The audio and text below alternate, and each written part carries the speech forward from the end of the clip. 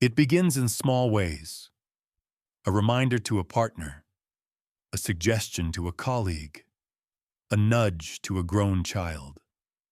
Then the day tightens. The jaw sets. The mind starts rehearsing what everyone should do and when they should do it. By noon, you feel as if you are rowing a little boat upstream with both hands locked on the oars. The harder you pull, the more the river pushes back. Peace feels far. Control feels close. Yet the cost keeps rising.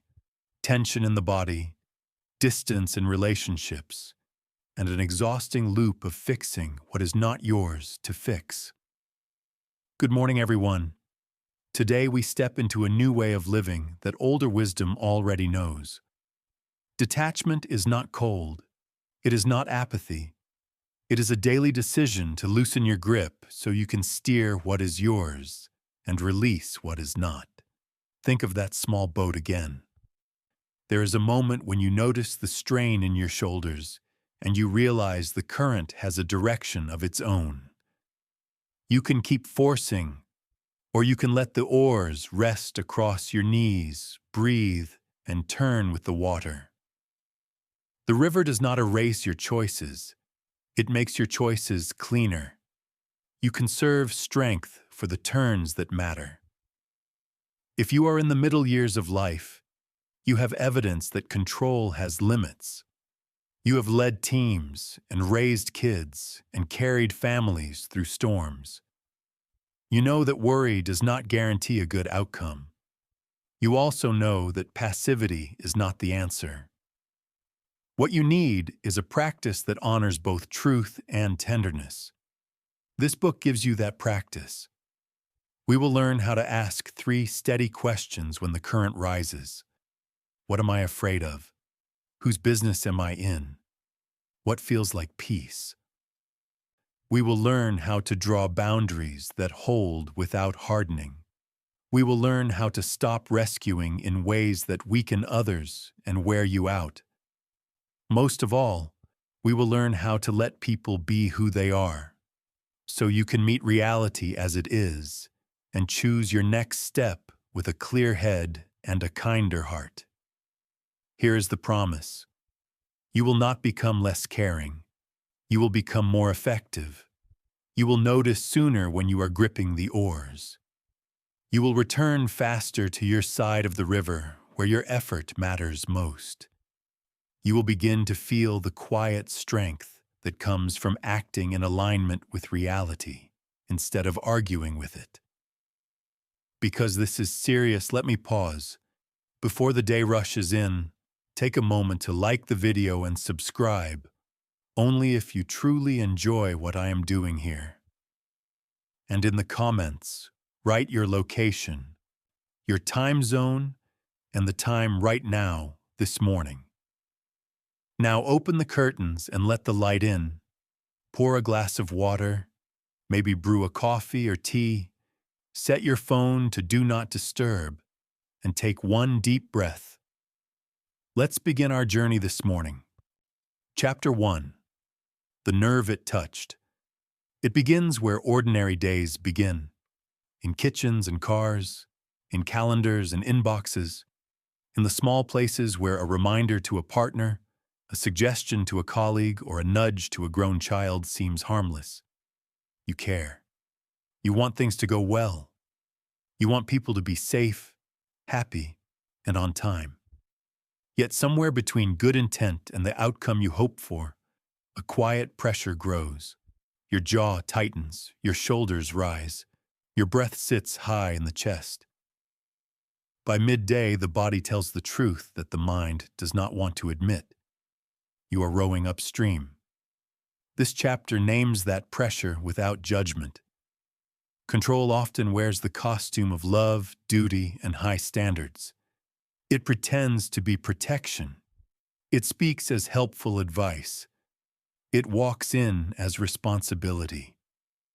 Still, the cost accumulates. The mind rehearses conversations that never happen. The heart keeps score that nobody else can see. The evenings end with a tiredness that sleep does not fix.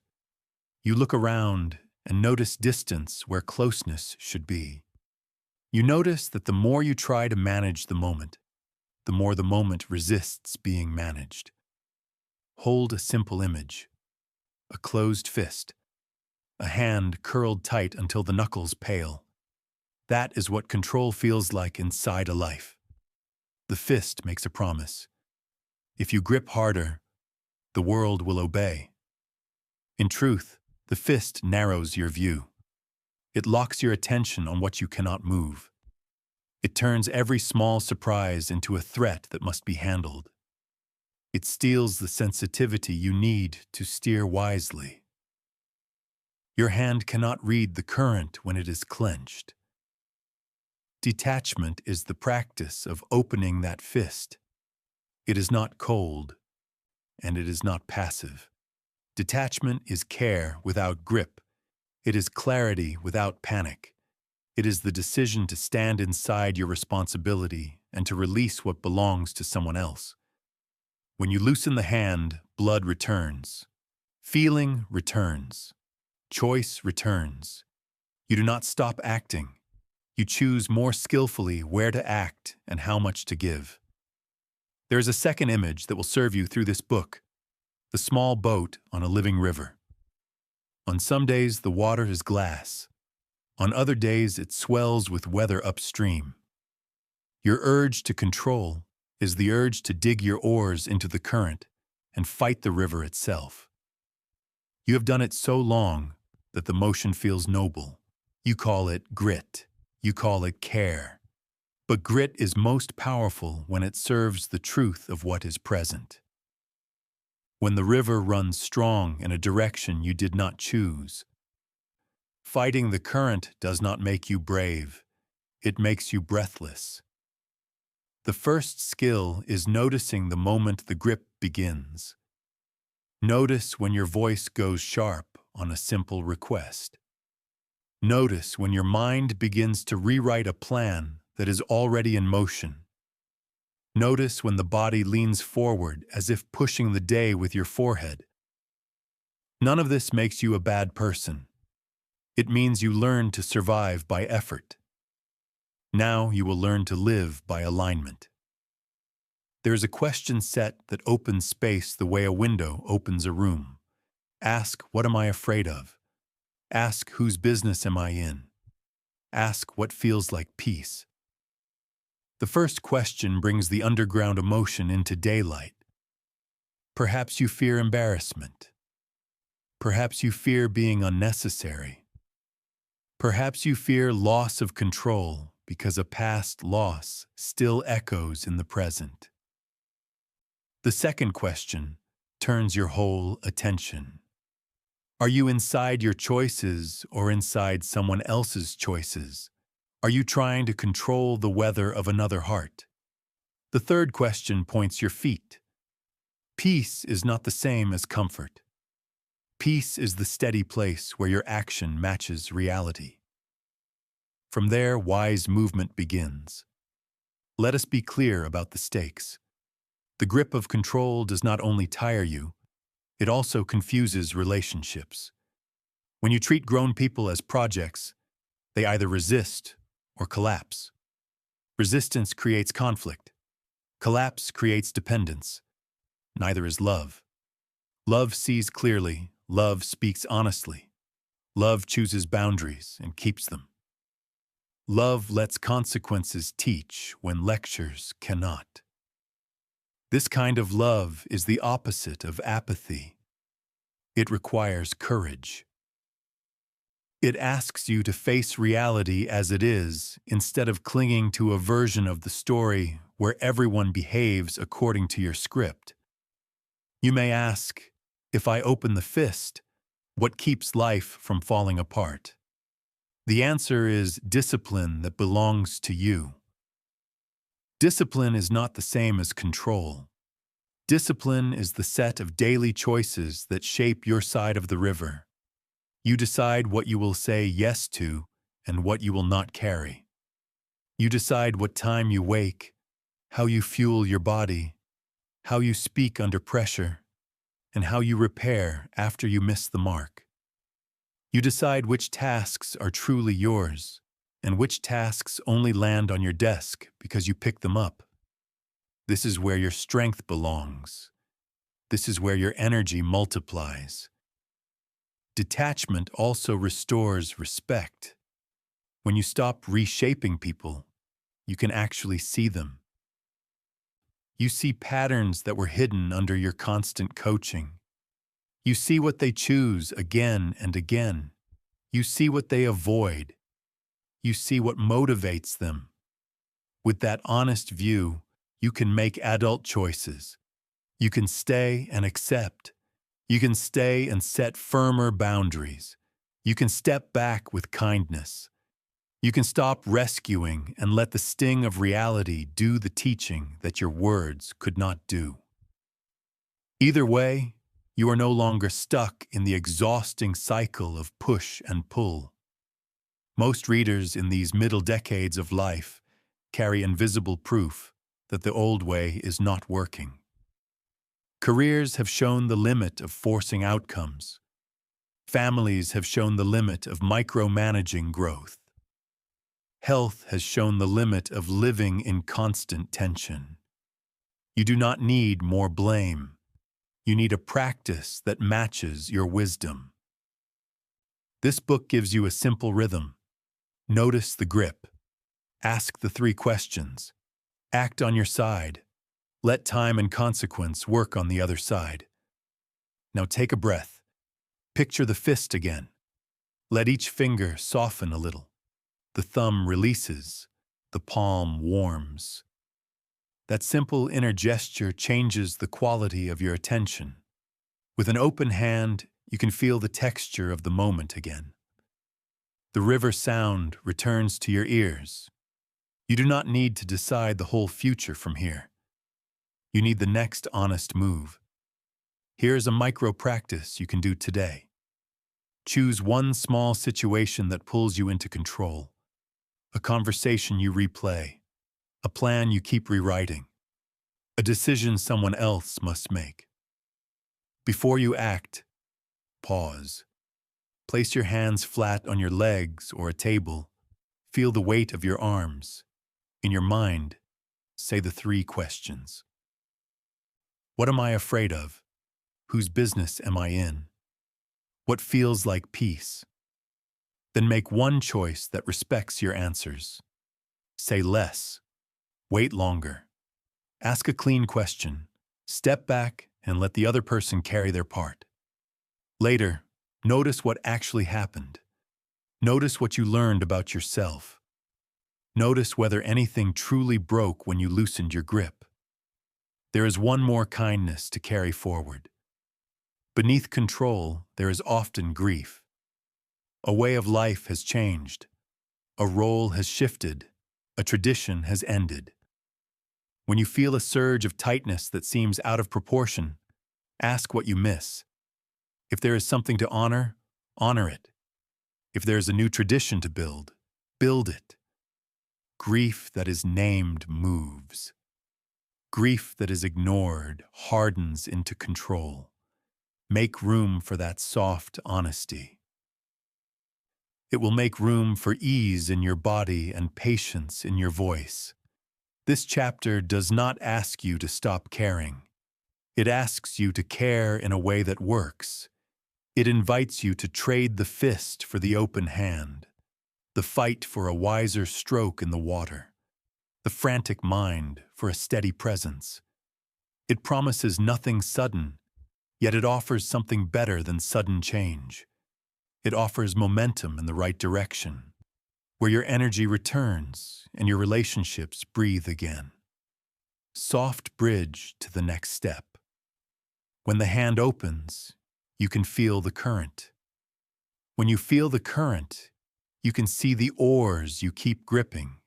In the chapter ahead, we will look closely at those oars. The signs in your body, the habits in your speech, and the small drills that teach you to let them rest so the boat can turn with the river you are actually on. Chapter 2. The oars you keep gripping. Picture yourself in a small boat on a living river, morning light on the water, banks passing by at their own pace. Beneath the surface, currents you cannot see are already choosing a direction. Your instinct is to row. Rowing is good when it serves the river. Rowing turns into strain when it fights the river. Control often feels like hands locked on the oars, teeth set, shoulders tight, pulling hard against what is already moving. By midday, there is heat in the muscles and noise in the mind, yet the boat has not traveled far. That is the quiet cost of control that hides inside useful effort. The motion looks noble. The result is exhaustion. Stay with the image. The oars are your habits of managing everything and everyone. The river is reality, the nature of people, the timing of events, the weather of circumstance. When you grip harder than the moment requires, the boat begins to spin. You call for more force. The river answers with more resistance. What begins as care becomes combat. The boat does not need combat. It needs alignment. How do you notice the difference in time to choose differently? Your body speaks first. Your jaw gets narrow. Your breath moves up into the chest and stays there. Your hands curl over the figurative wood as if you were afraid the oars might float away. Your sentences get packed with instructions. You repeat yourself. You interrupt people on their way to learning the thing you want them to learn. Small signals, but each is a ripple of the same current. Fear that if you do not row, bad things will happen. The fear is human. The grip is optional. There is a skill that begins to unwind the pattern. Call it the river pause. You feel the first signs of strain, the voice that sharpens, the urge to correct, the posture that leans forward as if the torso could push water. In that instant, place your feet on the ground, feel the weight of your legs, and allow your hands to loosen as if laying the oars across your knees. Breathe once down into the stomach, slow and honest. You are not giving up. You are giving space. In that small space, the river speaks. You sense whether this is a moment to steer or a moment to wait. Often waiting turns the boat by itself because the current was already carrying you where you needed to go. The river pause is not passivity. It is choice. Choice requires awareness, and awareness requires a little room. Without that room, the mind acts like a motor that never shuts off. With room, you can scan the water. Is this my bend to navigate, or is this someone else's bend to learn? If you are raising a team or a family, the difference matters.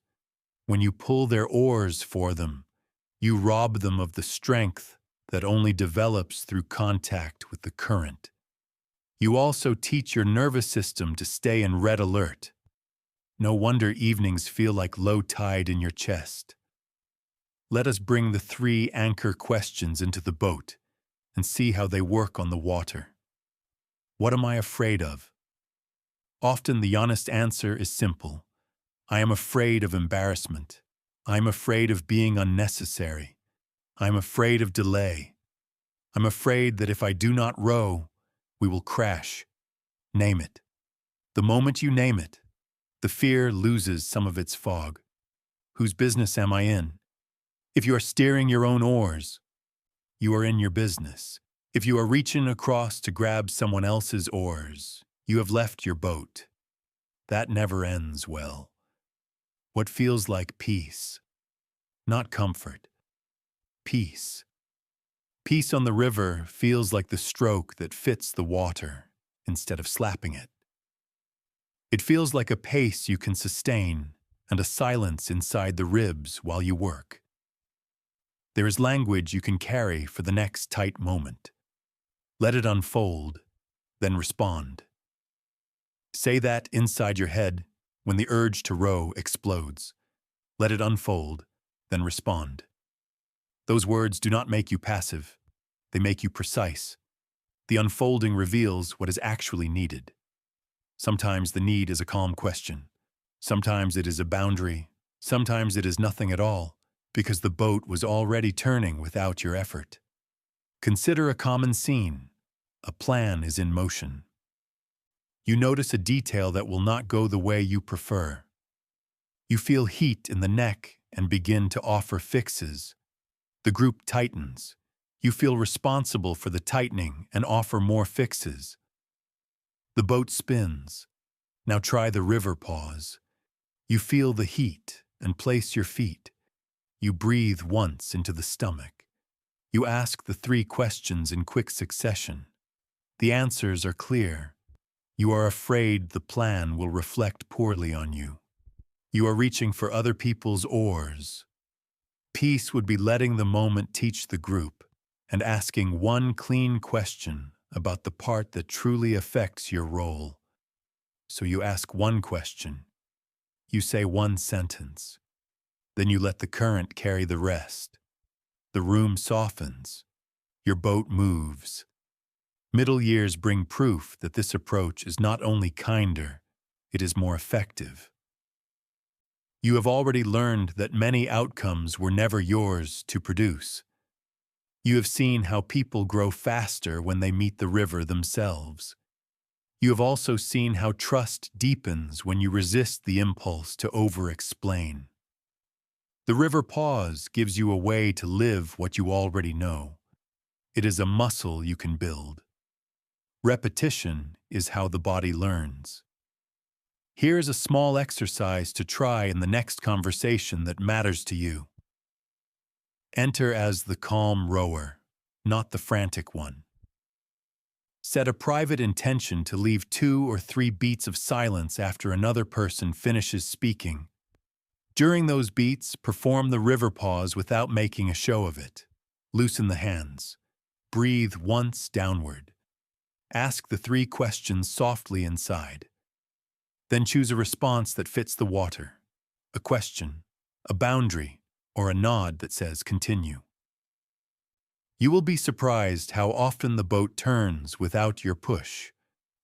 There will be days when the river runs fast in a direction you do not like at all. A deadline moves. A person chooses differently than you hoped. A plan you thought was sturdy meets bad weather. The instinct returns. Row harder. Fix it now. The pause feels like betrayal of everything you have been taught about leadership and care. Remember this. The river pause is not an excuse to avoid action. It is a way to choose the right scale of action. It protects you from the reflex that burns energy where there is no lever. It keeps your strength available for the bends where your stroke matters. You will find that your voice changes with practice.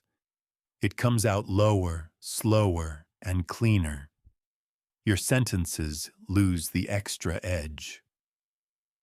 People hear you instead of reacting to the pressure in your tone. The boat feels that change as real guidance rather than control. Guidance invites agency. Control invites resistance. Agency is how teams and families learn to carry their own weight across the water. Resistance is how everyone ends up tired and late to the shore. A final truth for this chapter. Letting the oars rest for a moment can feel like loss of identity. Many of us have built a self around being the one who rows no matter what. The pause can feel like weakness or retreat. It is neither. It is leadership of the inner kind. You are choosing to be the person who senses the river and steers with it. You are choosing to be the person whose calm steadies the boat when others cannot find their breath. That is not smaller than control. It is larger. Soft bridge to what comes next. When the hands learn to loosen on the oars, you begin to feel the pull beneath you more clearly. That pull has a name that shapes many disappointments and many small stings in daily life. It is the tide of expectations. In the chapter ahead, we will stand on that shore together, look at how expectations rise and fall, and learn how to stay steady when the seating chart of life does not place you where you hoped to be. Chapter 3. Expectations, Invitations, and the Wedding Table. Imagine a celebration hall alive with soft music and low conversation.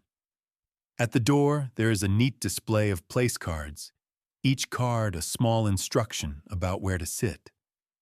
Friends you love are placed together at a lively table near the dance floor. Your card sends you across the room. In an instant, the body tightens. The mind begins its fast work. Why am I over here?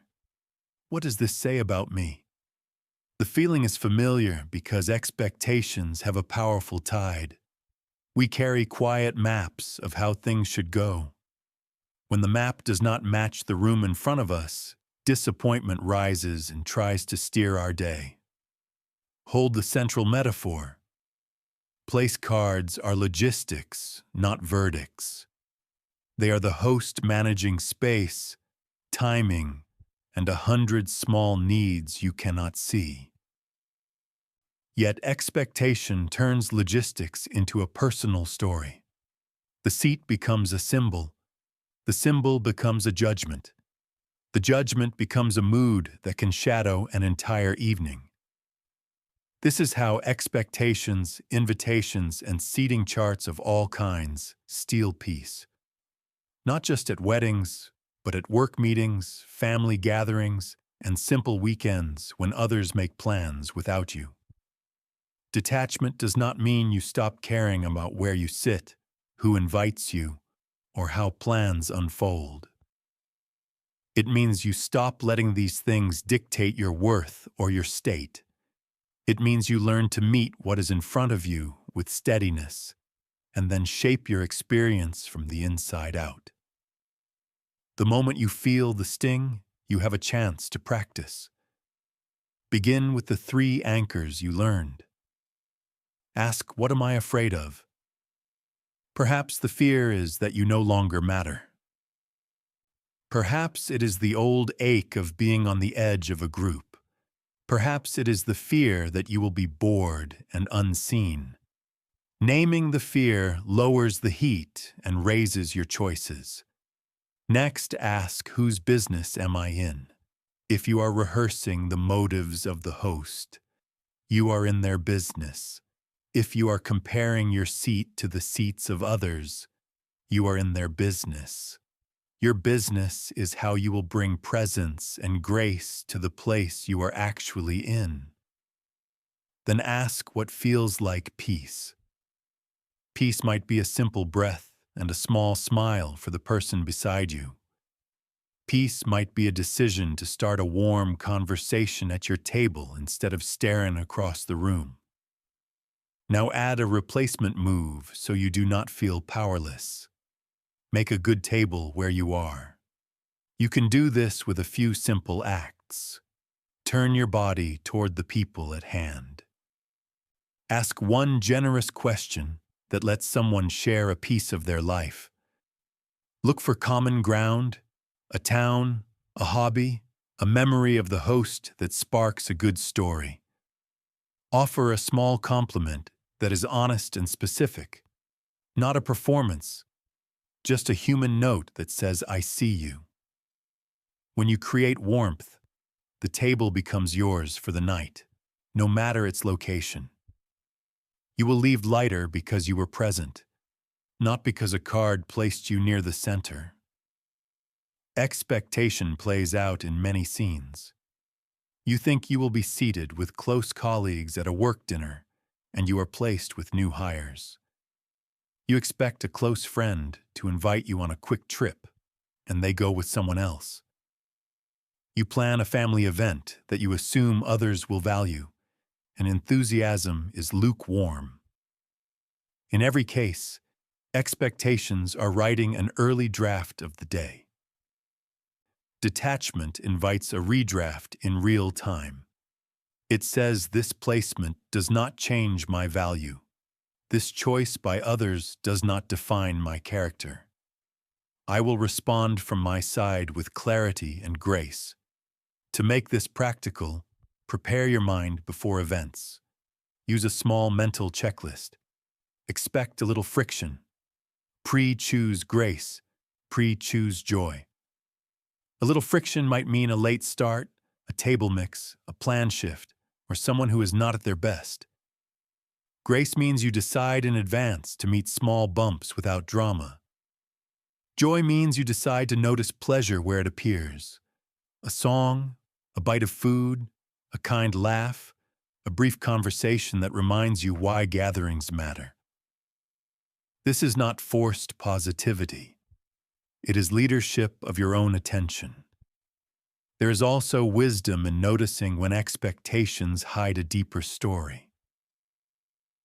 Perhaps the real sting is not the seat, but how much you miss a season where you felt central and secure. Perhaps the real sting is not the missing invitation, but a quiet wish to invest more in friendships so that you become a person who invites instead of waits. When you see the deeper story, you gain a real lever. You can grieve an old season with honesty. You can plan a small gathering of your own. You can become the maker of the tables that you wish existed. This turns expectation from a source of pain into a source of direction. Language can help in the moment when emotion rises. Try short lines you can say in your mind. Logistics, not verdicts. Make a good table here. Let the room be what it is, and let me be who I choose to be. These lines steady your breath and keep you in your business. They do not deny the sting. They guide it toward adulthood and choice. Consider a simple example. At a reunion, you look for a familiar cluster of friends. They are seated together, and there is no open chair. Your card sends you elsewhere. At first, the chest tightens. You pause, put both feet on the floor, and breathe once into the stomach. You run the 3 anchors. The fear is being on the outside. You are drifting into the business of others. Peace is turning to the people at your table and asking a warm question. You do this. The conversation begins. Later in the evening, you walk across the room to greet your old friends with real affection. Because you did not carry a private storm all night. Your face is open. The time with them is short but sweet. You return to your table content because you tended your side of the experience. This practice also applies when the invitation never came. Hurt can lead quickly to stories about value. Before the story hardens, ask the anchors. Then ask one more question. If this bothers me this much, what is one step I can take to be proactive about friendship? Maybe you plan a small dinner in 2 weeks. Maybe you reach out to one person for a walk. Waiting at the window breeds resentment. Stepping outside with an invitation breeds connection. None of this asks you to pretend that placement and inclusion do not matter. They do. Inclusion feeds the human need to belong. Placement can make it easier to connect. What this chapter asks is that you stop letting these factors act as judges of your worth. Your worth is not at the mercy of a host or a seating chart. Your state does not have to be at the mercy of expectation. You can feel the sting and still choose a steady response. With practice, the sting lessens.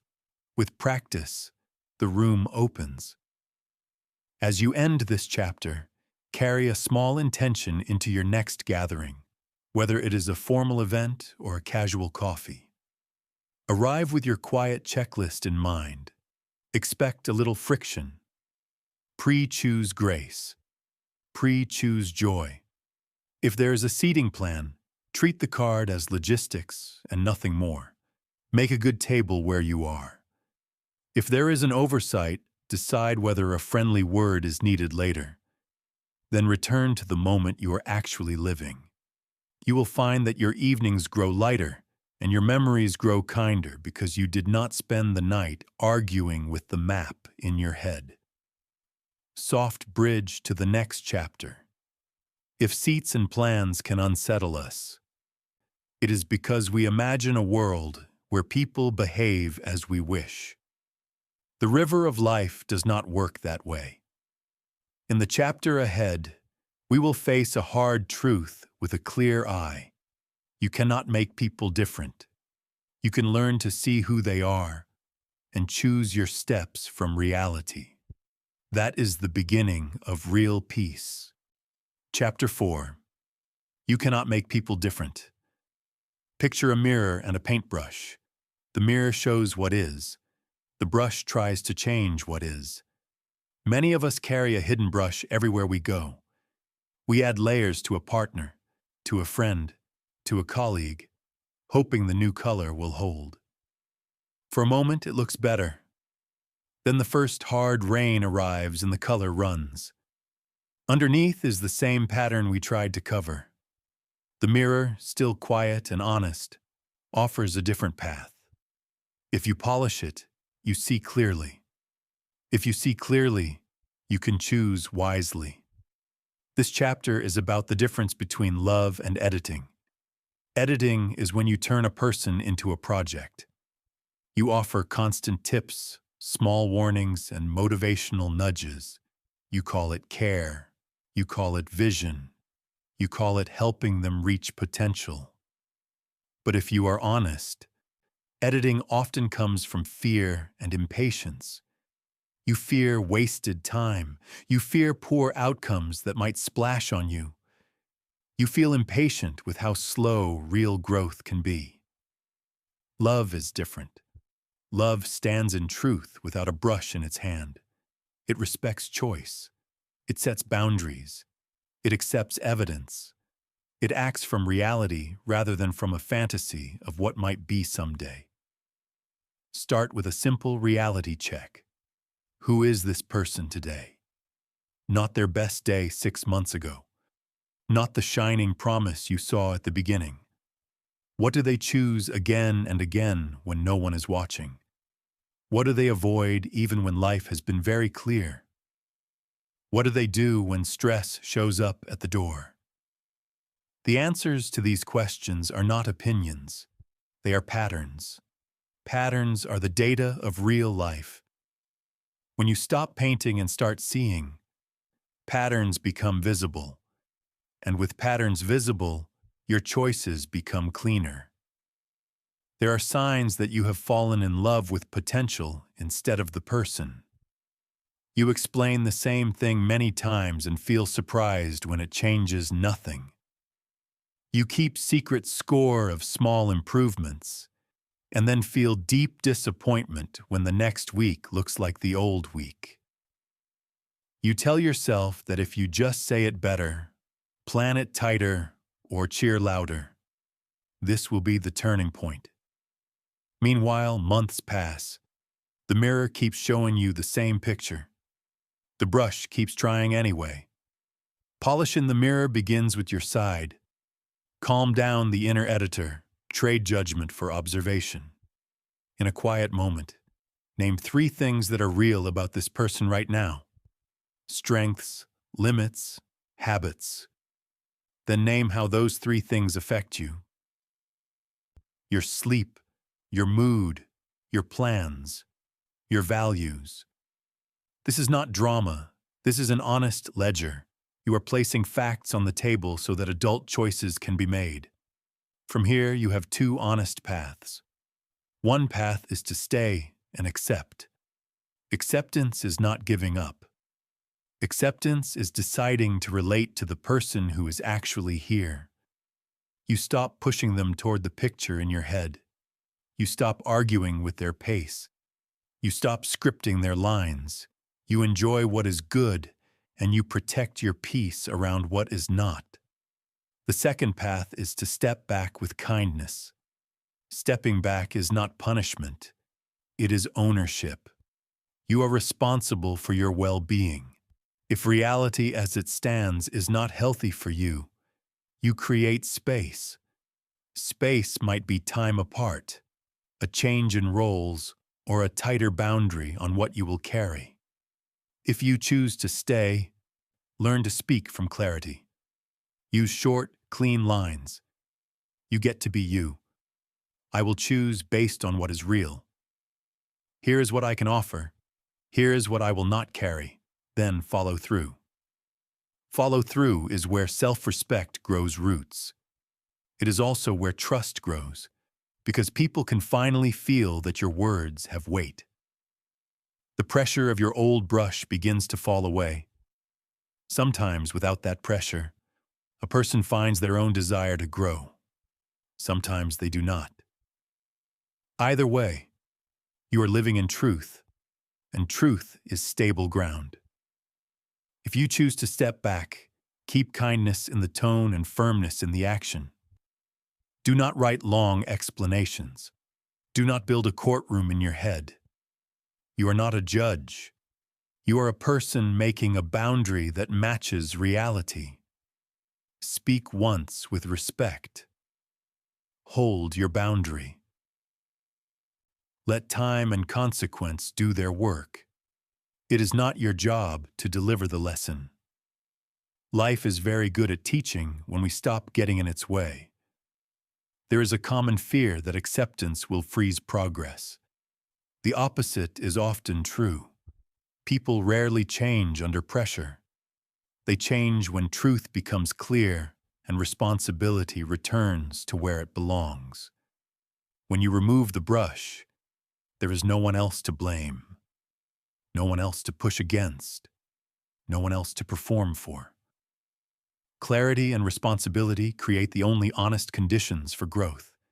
If growth comes, it is their growth. If it does not, you know where you stand. Practice seeing instead of fixing in small scenes. When a friend repeats a complaint for the fourth time, do not climb into the problem with more tools. Listen for the pattern. Reflect one short truth. Then hand the choice back. When a colleague misses another deadline, do not rewrite their schedule for them. State the impact. Reset your boundary. Let the schedule become their problem to solve. When a family member shrugs at a promise, do not design another ladder for them to climb. Note the pattern. Adjust your expectation to reality. Protect your time, your money, and your peace. The body will object at first. There is a rush in trying to fix people. It feels like movement. It feeds an identity of the helpful one. It lets you avoid your own work. When you put the brush down, the rush disappears. In its place is a quiet space that can feel like loss. Stay with it. Breathe into it. That quiet space is where adult love lives. Adult love includes warmth, honesty, and boundaries. Adult love gives up the fantasy of control and gains the strength of choice. The mirror and the brush also apply to how you see yourself. Many people paint over their own patterns with bright words and busy plans. You know where your energy goes. You know where your discipline fades. You know what you avoid when the day is long. Instead of a new coat of paint, try a clean mirror. Name 3 patterns in yourself and 1 small change that belongs to you alone. Not a makeover, a single, steady act that respects reality. This is how self-respect is rebuilt, one clear choice at a time. As you move through relationships and roles, keep a short inner script ready. See first, choose second. Support where it is healthy. Step back where it is not. Every time you follow this script, pressure drops, resentment fades. The tone of your voice softens because your words are no longer trying to wrestle someone into the picture in your head. You become easier to be around. You also become stronger because your choices arise from truth instead of tension. You cannot make people different. You can only meet them where they are and decide what you will do from there. This is not cynical. It is respectful. It respects their freedom to be themselves. It respects your freedom to live in alignment with your values. It respects the rhythm of change, which belongs to the person who must change, not to the one who watches. Soft bridge to the next chapter. Seeing clearly is half the work. The other half is allowing reality to teach without your hands on the wheel. That means resisting the urge to rescue every time consequences appear. In the chapter ahead, we will learn the hardest mercy, how to let others carry their weight, stumble if needed, and grow strong in the only way strength is ever grown. Chapter 5. The hardest. Mercy. Imagine a seed under dark soil. A hard shell holds a living core. When the moment is right, the shell must crack. Pressure builds. Moisture swells the inner life. The seed breaks itself open to become what it is meant to be. If you pry the shell with your fingers, you might feel helpful. Yet the new sprout comes out weak. Roots fail to anchor. A wind arrives, and the small life bends too easily. The act that felt like kindness quietly robbed the plant of strength. This is the hardest mercy. Caring without rescuing. Helping without stealing the lesson that only reality can deliver. Many of us learned to rush in. We were the dependable one, the fixer, the buffer between poor choices and hard outcomes. We called it love. We called it leadership. We called it being a good friend, or a good parent, or a good partner. Then we wondered why people around us stayed soft in the places where life requires muscle. We wondered why our own chest felt heavy, and our calendar stayed crowded with problems that were never ours to carry. Let the seed teach. The shell is the boundary between comfort and growth. The crack is necessary pain. The pressure inside is personal responsibility waking up. When you do the cracking for someone, you cancel the workout their character needs. They receive relief. They do not receive strength. Soon they need you again. Soon you resent it. Soon the relationship is running on a quiet bargain that tires both sides. One gives too much. One learns too little. This chapter is not an invitation to coldness. It is an invitation to skill. Supportive distance is a living stance. You stand near enough to care and far enough to let the world teach. You learn the difference between guidance and interference. You learn the sound of real help. It is simple, clear, and proportionate. You also learn the signs that you are sliding into rescue. Your voice speeds up. Your body leans forward. Your mind starts designing ladders that only you will climb. Begin with patterns that repeat. A friend calls at the last minute in a panic about a form that is due. A colleague misses a deadline, and you quietly do the hardest part. A grown child forgets a commitment, and you rearrange your day to cover the gap. Each time the shell should crack, you place your hands on it. The sprout emerges, but it is your effort, not theirs. The field fills with plants that sway at every breeze and look to you for shelter. This is not sustainable. It is also not respectful. Strength cannot be delegated. It must be developed. Language can keep you steady. Carry a few lines that fit your mouth. I trust you to handle this. Here is where I can support. Here is what stays on your plate. These are not weapons. They are handrails. They keep you from falling back into the old stairway of overgiving. When someone presents a problem, resist the reflex to solve. Ask one clean question. What is your plan? Then be quiet. Let the silence do its work. People often find their own path when you stop filling the air with your urgency. The body will complain at first. You will feel the pull to fix. You will imagine embarrassment, delay, or loss. This is the tender part of the practice. Breathe once down into the stomach. Remember the seed. Remember that the crack is not cruelty. It is the condition of growth. Your job is to hold a steady presence while reality applies pressure. Your job is to refuse roles that do not belong to you. There are places where supportive distance saves lives. Consider money. Chronic bailouts teach helplessness with a sweet voice. The lesson absorbed is simple. If I fall, someone will cushion the ground. The fall never teaches balance. The budget never learns to stand. If you must help, help in ways that keep the weight on their muscles. Share a framework. Share a worksheet. Share a connection. Do not share your rent money. Guard your peace and your future. You are not a bank. You are a person building a life. Work offers another training ground. When you carry other people's deliverables, you become the quiet engine that hides the real capacity of the team. You appear indispensable, but your career stalls in invisible labor. State impact and set terms.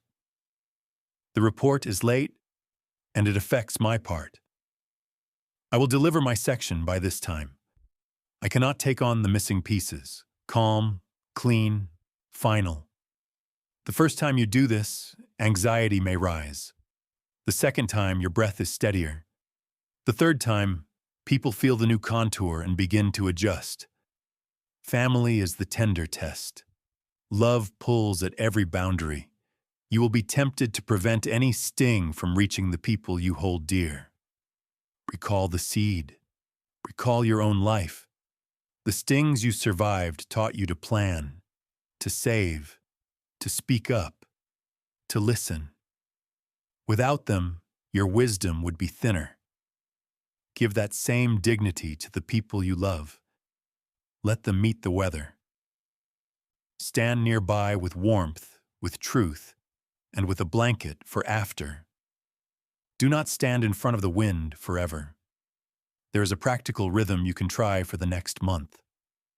Notice the moment a rescue impulse fires. Pause. Ask the three anchors. What am I afraid of? Whose business am I in? What feels like peace? Then choose the smallest honest help that leaves the weight where it belongs. A question. A pointer to a resource. A time on the calendar when you are available to discuss their plan. Afterward, reflect for 1 minute. Did the other person grow a little? Did I keep my peace? Did anything truly break when I gave space? This reflection builds trust in the hardest mercy. You may worry that letting people feel consequences will damage the relationship. Often the opposite is true. When you stop over-functioning, your tone loses the quiet edge that control always adds.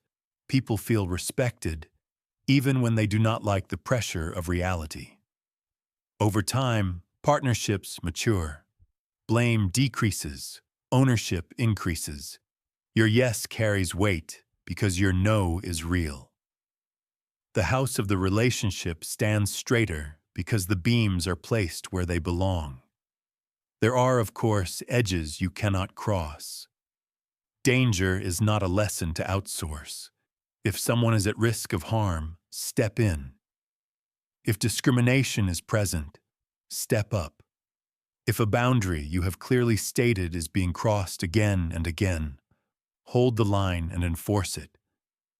Supportive distance does not abandon safety or dignity. It is precisely because you protect those values that you refuse to play roles that make others smaller and make you disappear. Notice what this chapter is asking for inside you. It is asking for grief.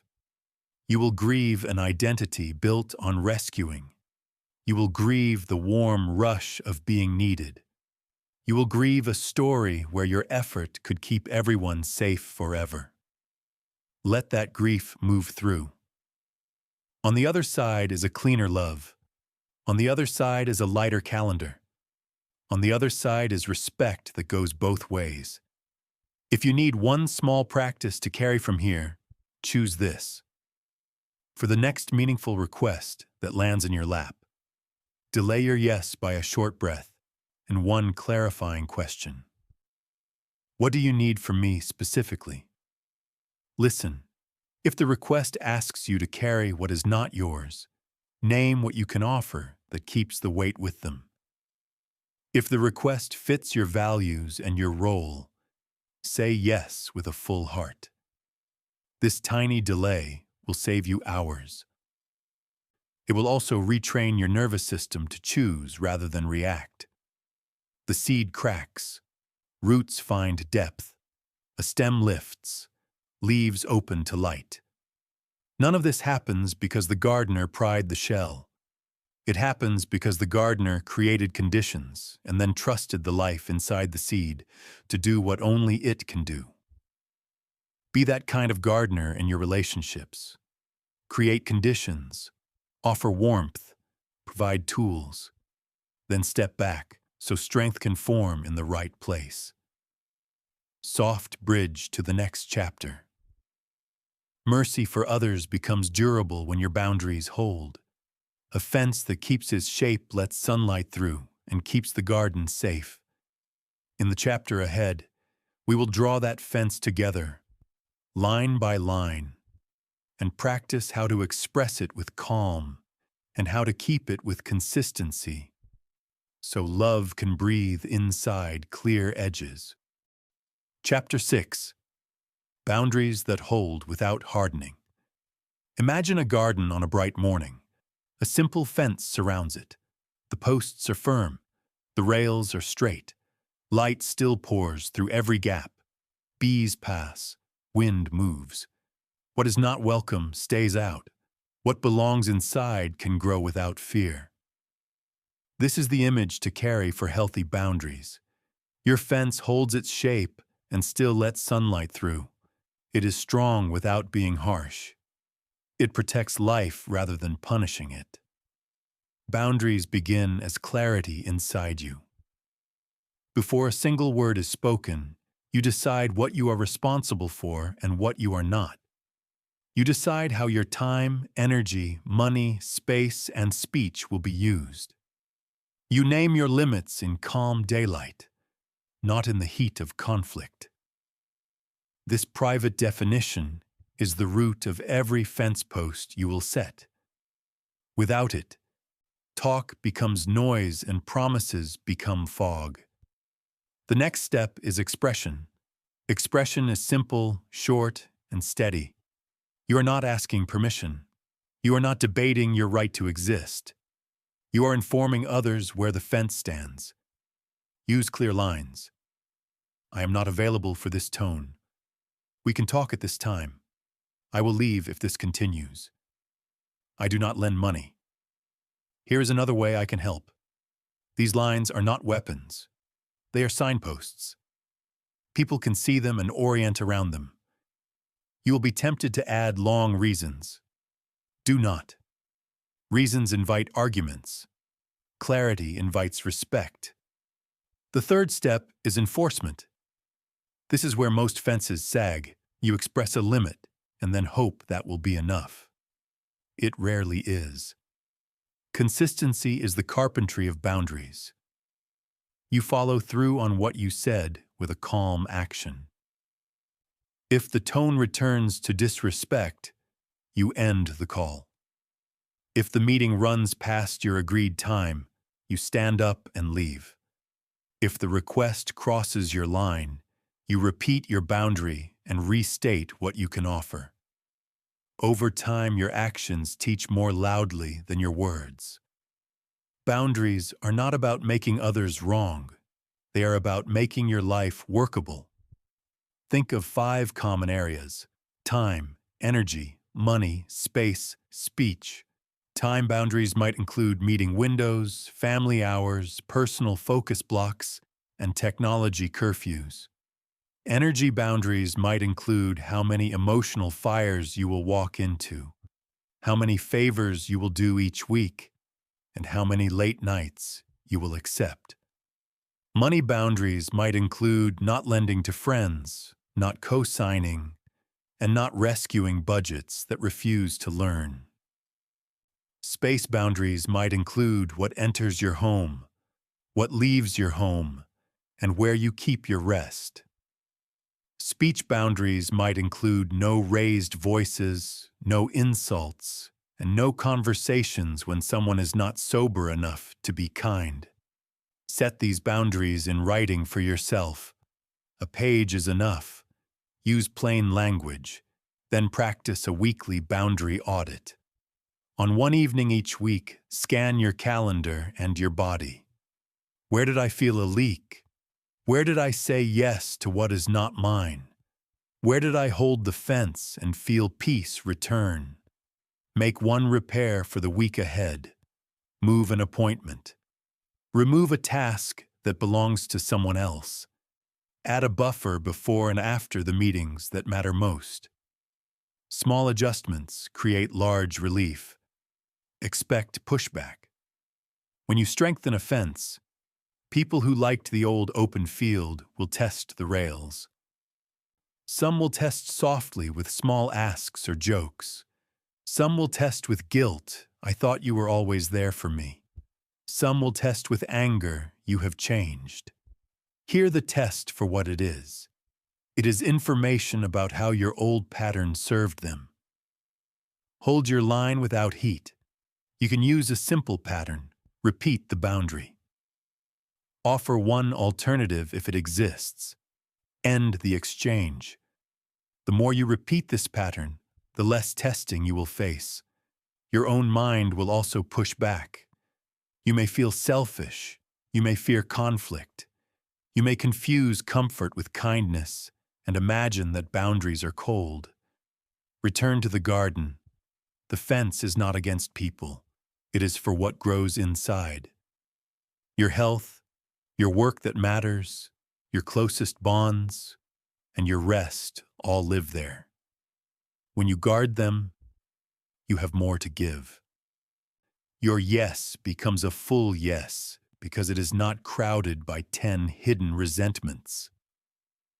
Here are a few boundary lines you can practice saying out loud in your own words. I will call you back after this hour. I can help for this long, and then I must stop.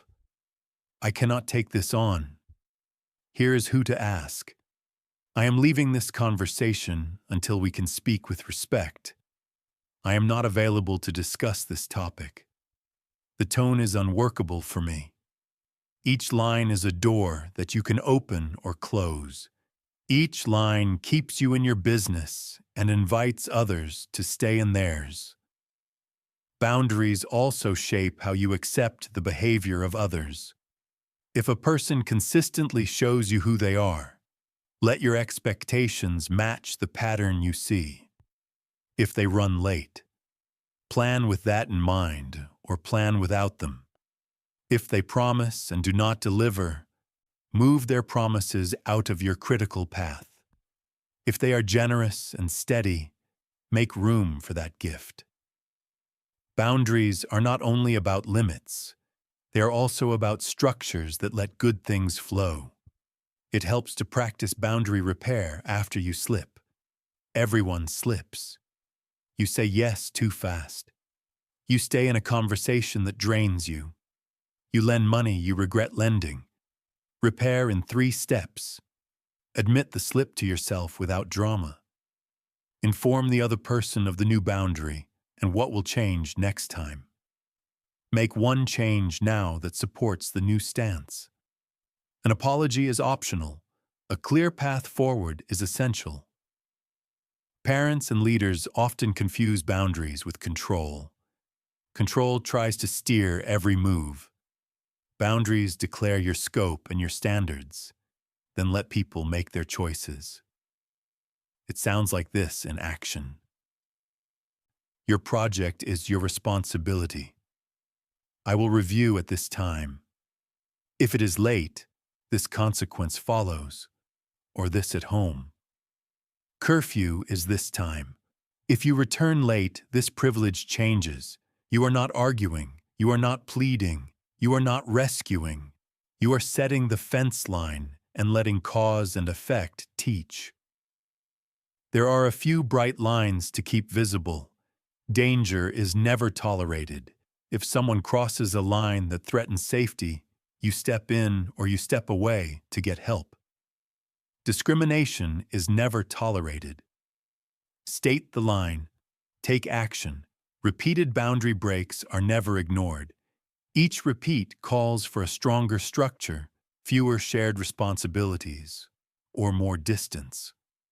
Holding these bright lines makes every other soft line easier to keep.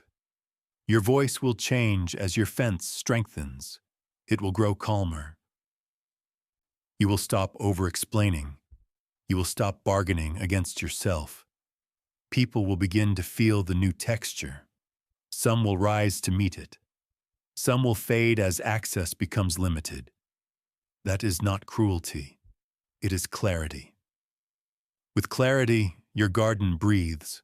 Work that matters takes root. Rest returns.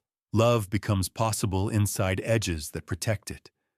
If you want a small practice to try this week, choose this. Write one boundary sentence for each of the 5 areas: time, energy, money, space, and speech. Keep them brief.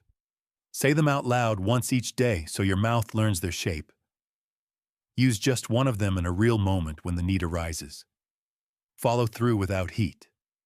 That single act will teach your nervous system that you can hold a line and still be kind. Soft bridge to the next chapter. Once the fence stands, you can rest your back against it and look down at your own side of the street. The leaves are your habits. The path is your day. In the chapter ahead, we will sweep that path together. Return your focus to what you can steer and build a simple rhythm that keeps your attention where it multiplies your peace. Chapter 7. Back to your side of the street. Picture a quiet morning after rain. The street is damp. Leaves line the curb in soft piles. In your hands, there is a simple broom. You are not cleaning the whole neighborhood. You are tending the strip of sidewalk that belongs to you.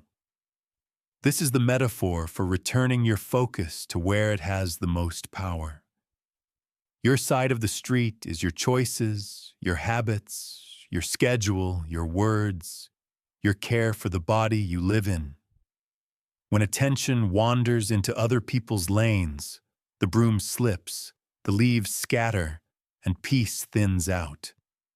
When attention returns home, the work is simple again. We have used 3 anchors throughout this book. They become a daily sweep here. What am I afraid of? Whose business am I in? What feels like peace? These questions are not decorations. They are tools that put your hands back on the broom. Fear named becomes smaller. Business sorted becomes clearer. Peace chosen becomes stronger. Begin with fear. Fear hides in practical clothing. It shows up as urgency, as perfecting, as constant checking. Underneath is a simple worry. If I do not manage this, something bad will happen and I will be to blame. When you ask, "What am I afraid of?" you pull that worry into daylight. You might find a fear of being seen as less capable.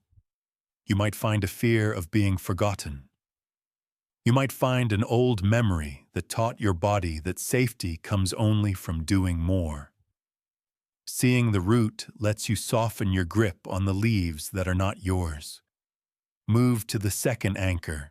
Whose business am I in? If your mind is writing scripts for other people, planning their responses, correcting their choices, or rearranging their calendars, you are across the property line. That is why you feel stretched and tired. Your nervous system is trying to run two lives at once. Step back. Look down, sweep where your feet stand. Return to the tasks that actually belong to you today. The simple act of naming your lane reduces noise. Then ask what feels like peace. Not what looks impressive. Not what pleases everyone. Peace is the feeling of alignment between your values and your action right now. Peace often looks like one clear task touched with full attention. Peace often sounds like a short sentence spoken at the right time in the right tone. Peace often feels like a small pause before you answer, so you do not spend the rest of the day cleaning up after a hasty yes. To make this real, build a one-page plan for your side of the street. Keep it plain. Keep it short. Write down 4 lines each morning. One task that moves your life forward. One body habit that keeps the engine healthy. One deposit into a relationship that matters. One small delight that gives the day a human glow. The task might be a focused hour on a project that matters. The body habit might be a walk, stretching, or a simple meal with real ingredients. The deposit might be a kind message or 10 unrushed minutes with someone you love. The delight might be a song played loud, a chapter read in quiet, or a fresh cup of coffee enjoyed without a screen. 4 lines. When you finish each, draw a small dash and breathe. This is how days add up to a steadier life. Why 4 lines and not 40? Because overwhelm is often a form of avoidance. A long list keeps you moving without moving what matters. A short list forces choice. Each day becomes a vote for the person you are becoming. The sidewalk stays clear because you are not dragging every leaf from the neighborhood into your plan. Attention needs boundaries the same way your garden did. Use a simple gate for incoming requests. Does this belong on my side? If yes, when will I do it? If not, whose side is it on? Say so kindly. Offer one pointer if you must. Then close the gate. Use the same gate for your own urges. When you catch your hand reaching for other people's oars or other people's rakes, pause. Ask the anchors. Put down what is not yours. Return to what is. The body is an honest partner in this practice. Keep a small scan running in the background of the day. Jaw, shoulders, breath, stomach. If your jaw tightens, loosen it with a small smile that no one needs to see. If your shoulders rise, let them drop. If your breath sits high, guide one breath down to the stomach. If your stomach knots, place a palm there for 1 second. These tiny gestures bring you back into the present, where your broom actually touches the ground. Language helps. Carry a few short lines that keep you oriented. I am sweeping my side, one thing at a time. Let it unfold and then respond. Here is what I can do. Here is what I cannot carry. These lines are like street signs. When emotion storms through, the signs keep you from taking the wrong turn. You may worry that focusing on your side makes you selfish. The opposite is true. When you tend your part with steadiness, you have surplus to share. Your yes becomes clean. Your help does not come with hidden resentment. Your presence calms rooms because you are not trying to run them. People trust those who know their lane and respect the lanes of others. Let us walk through a day with this rhythm. Morning. Before messages and noise, write your 4 lines. 1 task, 1 body habit, 1 deposit, 1 delight. Read them out loud so your mind hears your choice. Midday. When the inbox or the hallway threatens to pull you into 10 directions, pause and reread your lines. Choose the next step that matches them. Late afternoon. Run a 1-minute audit. Where did I leave my side? What pulled me there? What can I do now to return? Evening. Mark the lines you completed. If one is unfinished, decide with kindness whether it moves to tomorrow or ends here. Then set the broom down. The day is done. As you practice, you will notice fewer arguments in your head. You will replay less. You will pre-plan less of what is not yours. Your tone will soften. Your posture will open. You will still care deeply about people and work. You will care through clean action instead of constant tension. This is not a trick to avoid responsibility. It is a discipline that places responsibility where it belongs and keeps you strong enough to carry your part. Sometimes returning to your side reveals a quiet sadness. Maybe you were across the line so often because you were avoiding a task on your own street. Maybe you were filling your day with other people's plans to avoid a hunger or a loss you did not want to feel. If that is true, the broom will not fix it. But the broom will clear enough space for honesty. That honesty is the beginning of real change. You will see what needs to be grieved, what needs to be started, what needs to be ended, and what needs to be said. There is a small practice you can try today. Set a timer for 1 gentle minute in the late afternoon. When it rings, stop and stand. Place both feet flat. Place 1 hand on your chest and 1 on your stomach. Ask the 3 anchors softly. What am I afraid of? Whose business am I in? What feels like peace? Answer in a few simple words. Then choose 1 step that belongs to you and take it in the next hour. This single minute can reset a drifting day. Expect imperfection. Some days your sidewalk will gather leaves faster than you can sweep. Some days you will spend an hour across the line before you notice. Do not turn this into a new place to perform. Return without drama. Smile at the broom in your hands. Begin again. Beginning again is a powerful form of mastery, soft bridge to the next chapter. When the sidewalk clears, a deeper feeling can rise from under the concrete. It is the quiet ache of seasons that have changed and moments that will not return. Under control often sits grief, patient and true. In the chapter ahead, we will name that grief, give it a small ceremony, and learn how honoring it loosens the clenched hand more than any lecture ever could. Chapter 8. The Hidden Grief Beneath Control. Picture rain falling during a celebration in a new town. Music plays, smiles move across the room.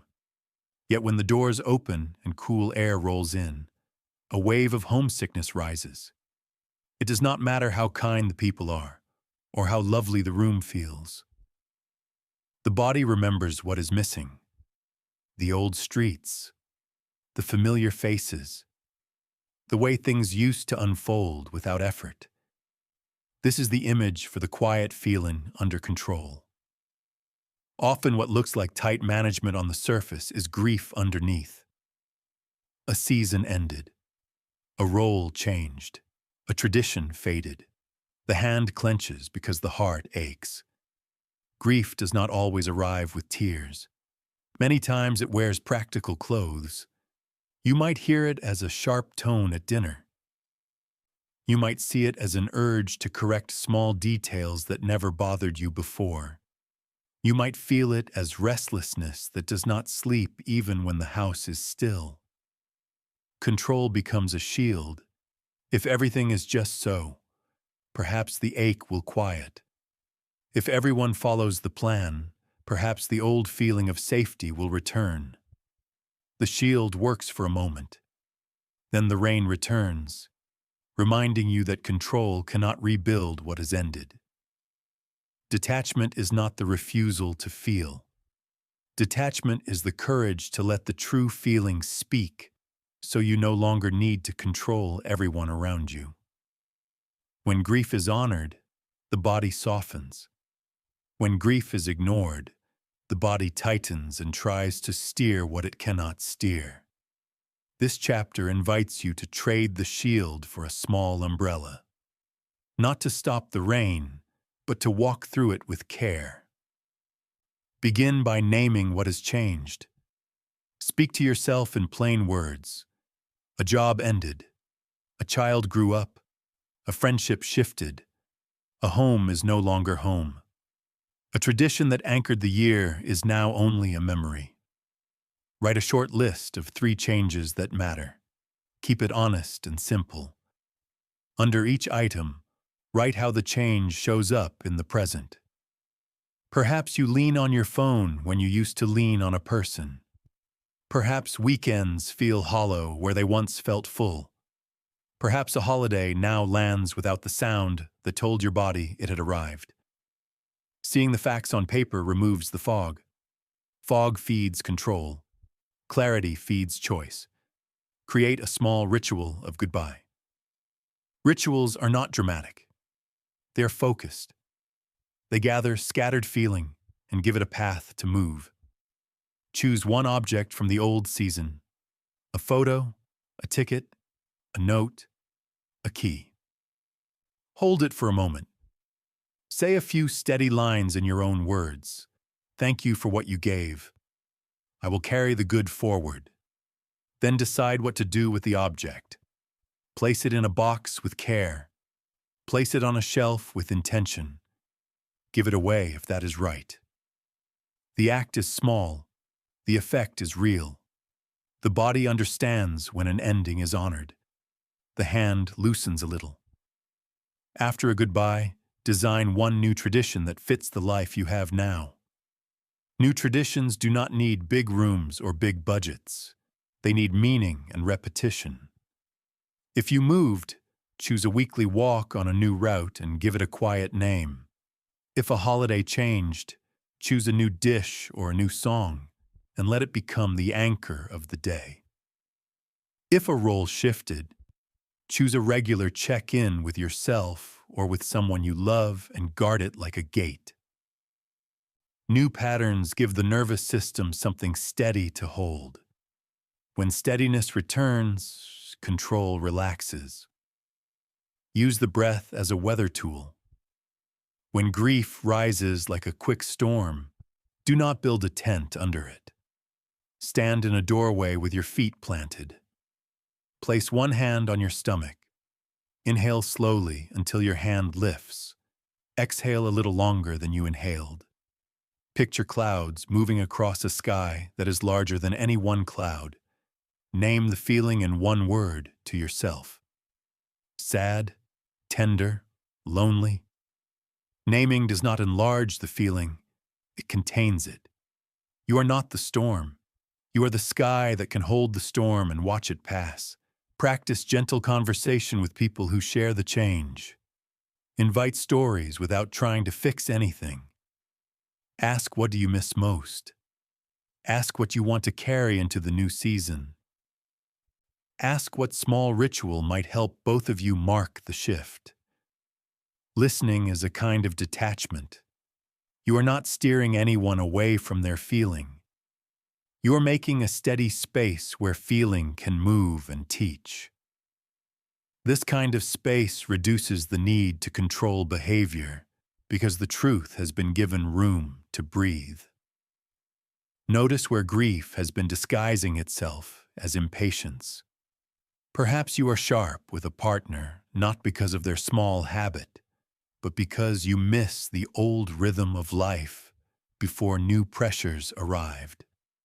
Perhaps you are hard on a team not because of one missed detail, but because you miss the confidence you felt in a role you no longer have. When you see the disguise, speak more accurately. Say to yourself that you are sad, not that others are failing. Accurate words lower the temperature. Lower temperature brings back choice. Expect a second wave. Grief rarely moves in a straight line. It is tidal. Some mornings you will feel clear and light. Some afternoons you will feel the pull backward. This is normal. The practice is not to outrun the tide. The practice is to stand on firm ground when it comes. Use your anchors. What am I afraid of? Often the answer is that the new season will never feel like home. Whose business am I in? If you are trying to force others to make you feel the way you used to feel, you are in their business. What feels like peace? Peace might be a walk, a call, a page in a journal, a short cry, or simply sitting still with your hand on your chest until your breath slows. Let yourself build a small altar to the present. Not a religious altar unless that fits you. A place where the eyes can rest on reminders of what is good now. A book that is teaching you. A photo from a recent day that was simple and kind. A stone from the path you now walk. Place these where you see them often. They are not decorations. They are anchors to this season. They help the body update its map so it does not keep steering toward a shore that no longer exists. Guard against the perfection story that sometimes creeps into healing. You will not grieve perfectly. You will not release perfectly. You will not design new traditions perfectly. Aim for honest, not perfect. Aim for steady, not dramatic. Each honest step builds confidence. Confidence reduces the impulse to control. When you believe you can meet the day as it is, you do not need to force it into the shape of yesterday. There will be memories that feel sharp. When they come, do not wrestle them. Give them a short chair at the table. Let them speak for a moment. Thank them for what they show you about what mattered. Then excuse them so that the present can continue. This simple inner courtesy keeps you from pushing pain onto people who did not cause it. It keeps you from building plans that are really attempts to time travel. Carry a small practice from this chapter into the next week. Choose one change that still aches. Create a goodbye ritual that takes 5 quiet minutes. Then design one new tradition that takes 5 simple minutes and place it on the calendar twice. Finally, write 3 lines that you will use when a wave arrives. I know what ended. I honor it. I am here now. Speak those lines in a gentle voice. Repeat them until your shoulders drop. Soft bridge to the next chapter. When grief is honored, one of the loudest triggers for control loses power. Another trigger often rises next. It is jealousy. The tight squeeze that tries to hold love and ends up with less love in the hand. In the chapter ahead, we will let lives breathe without squeezing for proof, and we will learn how acceptance creates the connection that pressure could never buy. Chapter 9. Jealousy, Love, and Letting Lives. Breathe. Hold your hand under a faucet and let cool water pool in your palm. It gathers, clear and bright. Now tighten your grip. The water slips through the small gaps, faster the harder you squeeze. Jealousy works the same way. It is a tight hand that means to hold love safe and ends with less love in the hand. Jealousy rises in ordinary rooms. A partner laughs with friends and your chest pinches. A loved one schedules time with family and your brow pulls tight. A colleague is praised and your stomach drops. None of this makes you bad. It makes you human. The mind tells a quick story. If they are giving time there will be less for me. If attention flows that way, I will be forgotten. If praise lands over there, I become small over here. The story feels true because jealousy has a clear physical signature: heat in the face, shallow breath, scanning eyes, a tug toward control. Detachment is not silence about needs, and it is not passive endurance. Detachment is the skill of opening the hand so love can breathe. It begins with steady awareness. When the surge comes, name it simply to yourself. This is jealousy. Naming does not accuse anyone, and it does not shame you. Naming turns a hot fog into something you can work with. Then step into the 3 anchors that keep your feet on ground. What am I afraid of? Whose business am I in? What feels like peace? Ask the first anchor with honesty. Fear often answers that you will be replaced, or that you are not enough, or that you will lose what you love if you do not tighten your grip. Let the answer sit in daylight. You do not need to argue with it or hide it. Seeing the fear clearly keeps you from acting it out on other people. Ask the second anchor, whose business am I in? When jealousy takes over, you become a manager of other lives. You manage their schedules, their friendships, their laughs, their free time, their screens, their hobbies, their quiet alone hours. That is a job you will never do well, because it was never yours. Step back into your boat. Return your hands to your own oars. Remember chapter 2 and the river pause. You can feel a surge without gripping the whole river. Ask the third anchor, what feels like peace? Peace does not mean silence when connection is needed. Peace means the next action that aligns with love rather than fear. Sometimes peace is a breath and a soft inner reminder that love does not grow under force. Sometimes peace is a clear request for connection at a specific time. Sometimes peace is tending your own nourishment while the person you love tends theirs. Practice the flip that jealousy resists. Let them do what keeps them whole. Let the people you love have friends, hobbies, time with family, and solitary hours that refill their inner well. Your acceptance is not a loss. It is a form of love that says, I care more about your full life than about my temporary comfort. From that stance, requests land differently. A request from fear sounds like policing. A request from love sounds like clarity. The first tightens the room. The second invites both of you to choose each other with freedom. Here is a simple structure that tames jealousy without pretending it is not there. 3 moves repeated gently. First, affirm freedom. Say in your own words, I support your time with the people and practices that keep you well. You may not even need to say it aloud. Say it to yourself as an inner promise.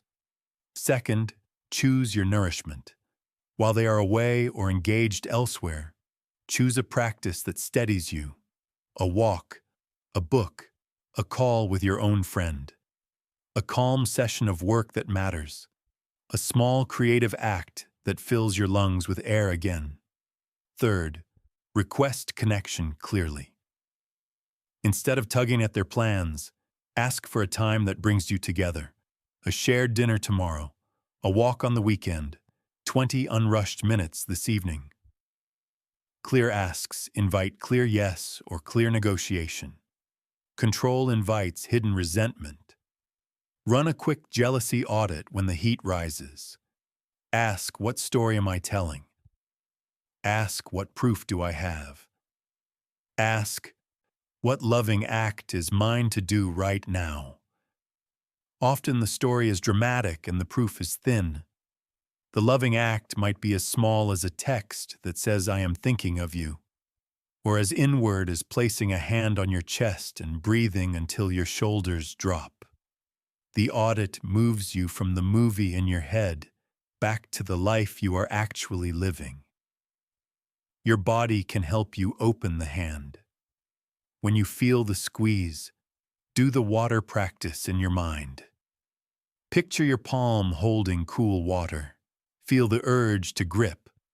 Then imagine your fingers softening until the water settles rather than flees. Pair this image with a physical cue. Unclench your jaw. Lower your shoulders. Take one slow breath down into the stomach. These movements tell your nervous system that you are safe enough to choose rather than react. There is a fear that acceptance will make you invisible. The opposite is true. When you stop squeezing, your presence becomes easier to receive. Pressure makes people hide. Acceptance lets them turn towards you without armor. Your calm becomes a bridge. Your requests land as invitations rather than demands. Over time, this changes the air in the relationship. Love feels less like a test and more like a home where two full lives meet and recharge. Be honest about the edge cases. If acceptance becomes an excuse for someone to erode trust, that is not love. Boundaries return here. If a pattern crosses your stated lines, hold them. If respect fades, say so. If safety is threatened, step in or step away. Letting lives breathe does not mean breathing fumes that harm you. It means choosing peace over control while you still protect your dignity and your values. Jealousy often hides old grief, which you met in the last chapter. Maybe you are not only reacting to a present plan, but also to a past season where you felt left out or unseen. When you notice the echo, take gentle care of the younger part of you that learned to clutch. Place a hand over your heart and say a quiet line to yourself. I see you.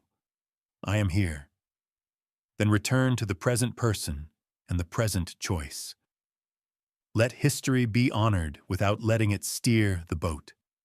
Work with language that keeps the air clear. Avoid questions that corner. Use statements that reveal. Instead of asking, "Why are you always with them?" try this. "I miss you, and I would love time together on this day at this hour." Instead of saying, "You never choose me," try this. "I feel distant, and I want to rebuild closeness. Here is one way we could begin." These lines do not deny your needs. They express them in a way that invites partnership. Here is a gentle practice for the coming days. When jealousy stirs, do not make a rule. Make a move. Affirm freedom in one sentence inside your own head. Choose one nourishing act for yourself that takes a small slice of time and gives you back breath. Then, if connection is needed, make one clear request with a time and a simple plan.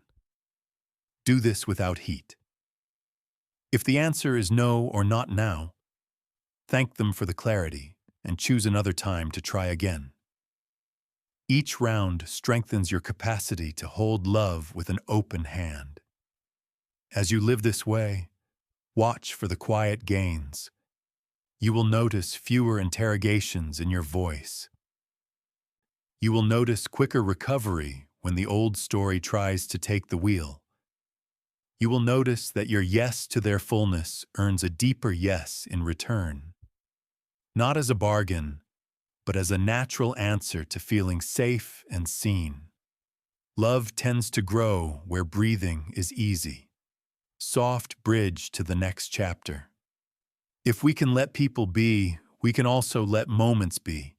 Peace becomes practical when it is woven into the day itself.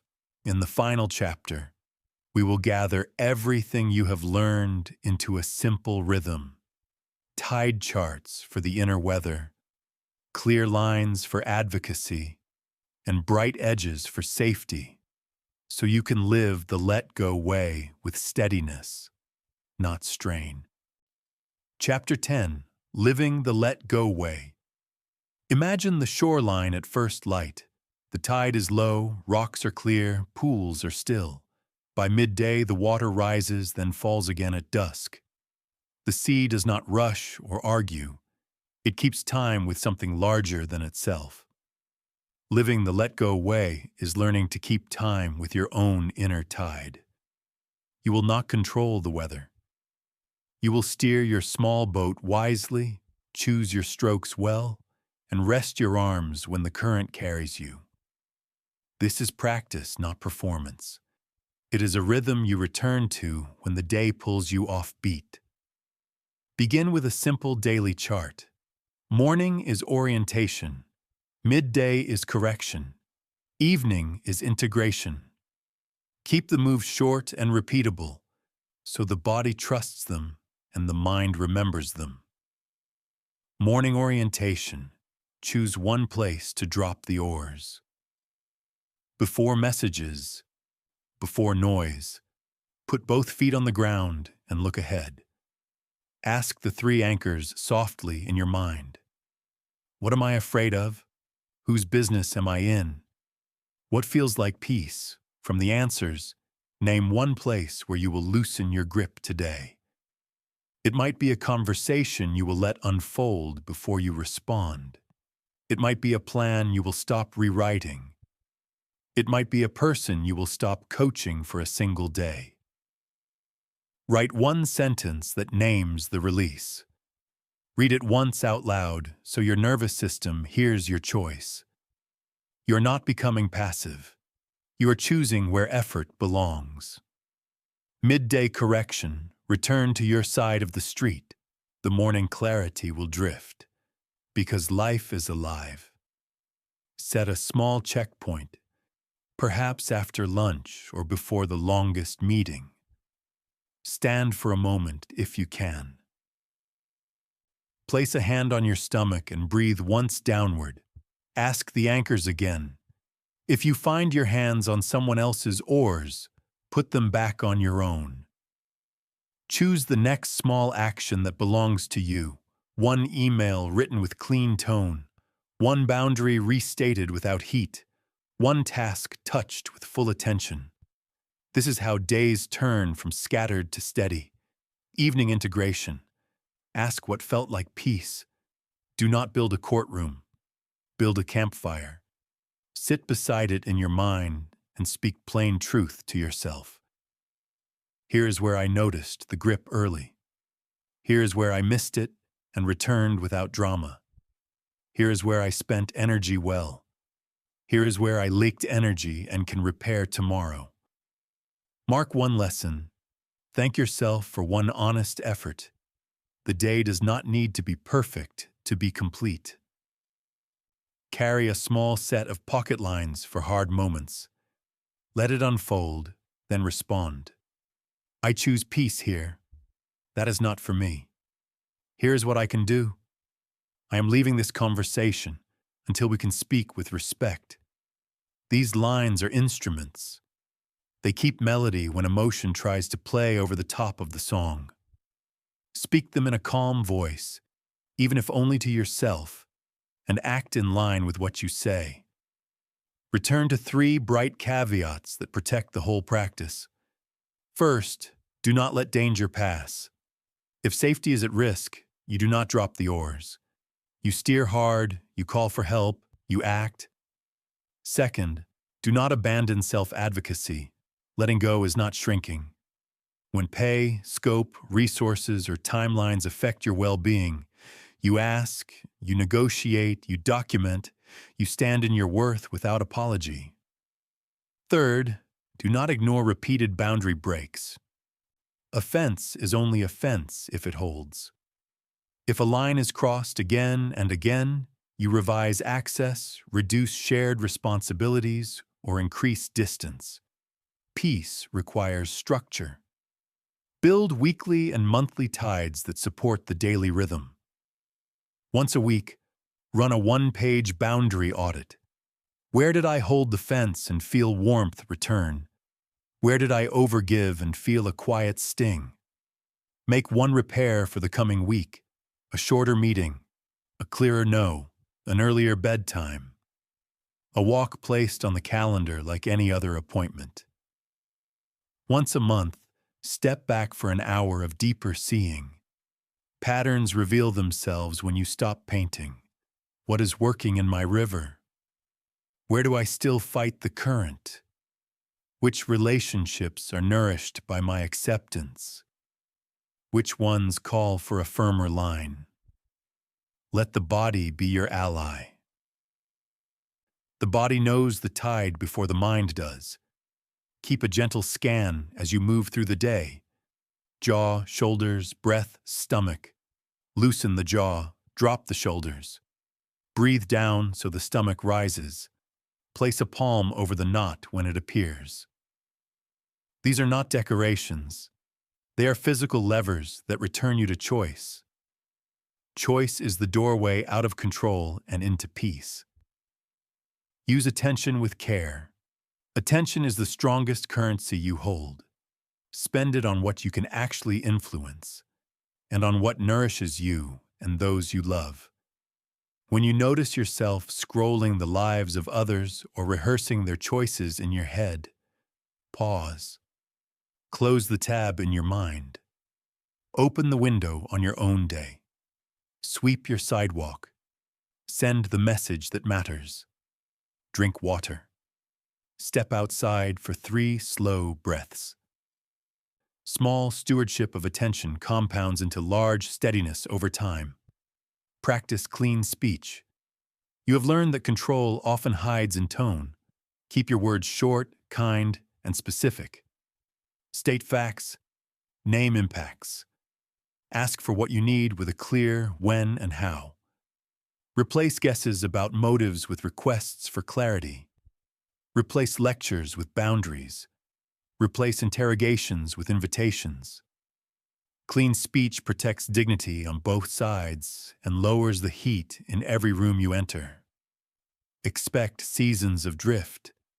Even with a good tide chart, storms will blow in. You will forget to pause. You will grip again. You will overfunction in an old role because the old rush still calls your name. When that happens, return without drama. Beginning again is not failure. It is the muscle that keeps the practice alive. Each return is faster than the last. Each return teaches the body that peace is available now, not after the world changes. Let joy be part of the discipline. Peace is not only the absence of struggle, it is the presence of simple delight. Keep one small joy inside your daily plan. A song in the kitchen, sun on your face between tasks, 5 quiet minutes with a book you love, a warm cup held with 2 hands. Joy fills the spaces that control used to occupy. When your life has small fires of delight, the urge to grip cools. As you live this way, you will feel subtle changes. Rooms soften when you enter because you bring less pressure and more presence. People speak more honestly because you no longer edit them into your picture of how things should be.